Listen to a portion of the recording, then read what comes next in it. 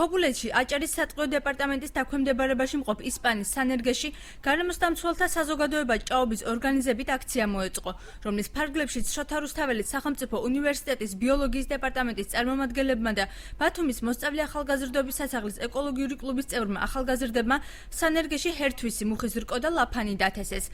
აქცია იქ მყოფი ერთ-ერთი დოქტორანტის კვლევას ეხმაურებოდა, რომლის მიზანიც ქობულეთის ტერიტორიაზე განადგურებული მწვანე ზოლის აღდგენაა. ქობულეთის სატყეო მეურნეობაში დღეს კოლხური ბზის, ლაფანის, ჰართვისისა და მუხის 300-მდე ნერგი დაირგო.